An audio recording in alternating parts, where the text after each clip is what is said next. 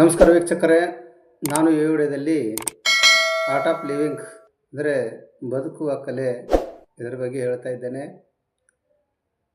Living is not important,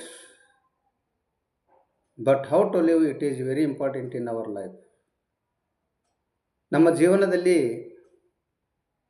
ಬದುಕೋದು ಮುಖ್ಯವಲ್ಲ, ಹೇಗೆ ಬದುಕಬೇಕು ಎನ್ನುವುದೇ ಮುಖ್ಯವಾಗಿರುತ್ತದೆ. Life is a big ocean. You are swim with truth and self-confidence.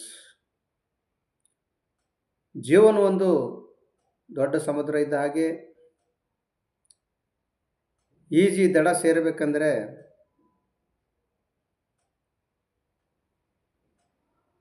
ರಸಾಹಸ ಮಾಡಬೇಕು, ಸತ್ಯ ಮತ್ತು ನಿಷ್ಠೆಯಿಂದ ಜೀವನ ಮಾಡಬೇಕು, ಸ್ವಂತ ದುಡಿಮೆಯಿಂದ ಬದುಕು, ಇನ್ನೊಬ್ಬರ ತಲೆ ಹೊಡೆದು ಸಂಪಾದನೆ ಮಾಡಬೇಡ, ಅದು ಎಂದೂ ಉಳಿಯೋದಿಲ್ಲ, ಅದು ಶಾಶ್ವತವೂ ಅಲ್ಲ. ಜೀವನ ಒಂದು ಚಕ್ರವ್ಯೂಹ ಇದ್ದ ಹಾಗೆ.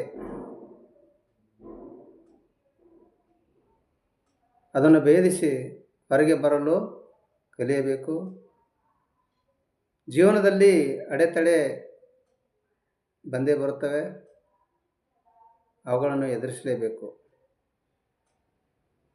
ಜೀವನಕ್ಕೆ ಬೆಲೆ ಇರಲಿ, ಬಾಳಿನಲ್ಲಿ ಗುರಿ ಇರಲಿ,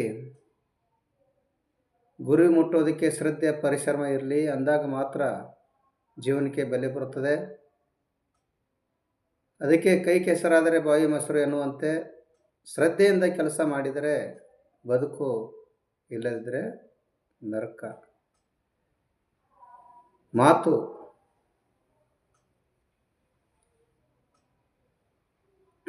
ಮಾತು ಬಲ್ಲವನಿಗೆ ಜಗಳವಿಲ್ಲ, ಊಟ ಬಲ್ಲವನಿಗೆ ರೋಗವಿಲ್ಲ ಎನ್ನುವಂತೆ ಇನ್ನೊಬ್ಬರಿಗೆ ಗೌರವದಿಂದ ಮಾತನಾಡಿ.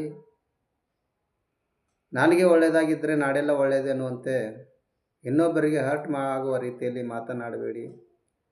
ಸಕಾರಾತ್ಮಕವಾಗಿ ವಿಚಾರ ಮಾಡಿ, ಇನ್ನೊಬ್ಬರ ಬಗ್ಗೆ ನಕಾರಾತ್ಮಕವಾಗಿ ವಿಚಾರ ಮಾಡಬೇಡಿ. ನೀವು ಒಳ್ಳೆಯವರಾಗಿದ್ದರೆ ಜನರು ನಿಮಗೆ ಬೆಲೆ ಕೊಡುತ್ತಾರೆ. ಈ ಜೀವನದಲ್ಲಿ ಏನೂ ಇಲ್ಲ, 3 ದಿನದ ಸಂತೆ ಇದ್ದ ಹಾಗೆ. ಇರುವಷ್ಟರಲ್ಲಿ ಒಳ್ಳೆಯ ಹೆಸರು ತನ್ನಿ. ಜೀವನದಲ್ಲಿ ಯಾರೂ ಆಗಲ್ಲ, ನಿನ್ನ ಒಡ ಹುಟ್ಟಿದವರು ಸಹ ಆಗಲ್ಲ. ಕೂಡಿರುವರಷ್ಟಿಗೆ ಮಾತ್ರ ಅಣ್ಣ ತಮ್ಮಿದ್ರು, ನಿಮಗೆ ಯಾರೂ ಇಲ್ಲ. ವೈಯಕ್ತಿಕ ವಿಚಾರಗಳನ್ನು ನಿಮ್ಮ ಬಂಧು ಬಳಗದವರಿಗೆ ಎಂದೂ ಹಂಚಿಕೊಳ್ಳಬೇಡಿ. ಅವರಿಂದಲೇ ನಮಗೆ ಹೆಚ್ಚು ಮೋಸ ಆಗೋದು. ಅತಿಯಾದ ನೋವು ಆಗೋದು ಶತ್ರುಗಳಿಂದಲ್ಲ, ನಾವು ಯಾರ ಮೇಲೆ ನಂಬಿಕೆ ಪ್ರೀತಿ ಇಟ್ಟಿರ್ತೀವೋ ಅವರಿಂದಲೇ ಅನ್ಯಾಯವಾಗುವುದು. ಯಾರೋ ಒಬ್ಬರು ತನ್ನ ಜೀವನದಲ್ಲಿ ಕಷ್ಟಪಟ್ಟು ಸಂಪಾದನೆ ಮಾಡುತ್ತಾ ಮುಂದುವರೆದಿದ್ದರೆ, ಅಭಿವೃದ್ಧಿ ಹೊಂದುತ್ತಾ ಇದ್ದರೆ ಅಂಥವರಿಗೆ ಇನ್ನೂ ಸಹಾಯ ಮಾಡಿ, ಮೋಟಿವೇಟ್ ಮಾಡಿ. ಆದರೆ ಕಾಲೆಳೆಯುವ ಕೆಲಸ ಅಂತೂ ಎಂದೂ ಮಾಡಬೇಡಿ. ಎಲ್ಲ ದೇಶಗಳ ಏಡಿಗಳು ಒಂದು ಸ್ಥಳದಲ್ಲಿ ಪ್ರದರ್ಶನಕ್ಕೆ ಇಟ್ಟಿದ್ದರು.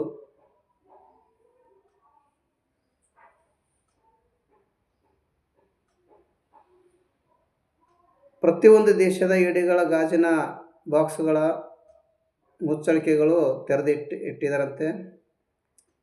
ಆದರೆ ನಮ್ಮ ದೇಶದ ಏಡಿಗಳ ಬಾಕ್ಸ್ ಮುಚ್ಚಳಿಕೆ ಮುಚ್ಚಿಟ್ಟಿದ್ದರು.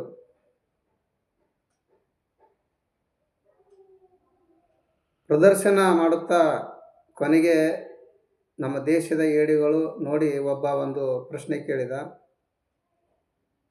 ಎಲ್ಲ ದೇಶದ ಏಡಿಗಳ ಬಾಕ್ಸ್ಗಳ ಮುಚ್ಚಳಿಕೆ ತೆರೆದು ಇಟ್ಟಿದ್ದರು, ಆದರೆ ನಿಮ್ಮ ದೇಶದ ಏಡಿಗಳ ಬಾಕ್ಸ್ ಮುಚ್ಚಳಿಕೆ ಏಕೆ ತೆರೆದಿಟ್ಟಿಲ್ಲ?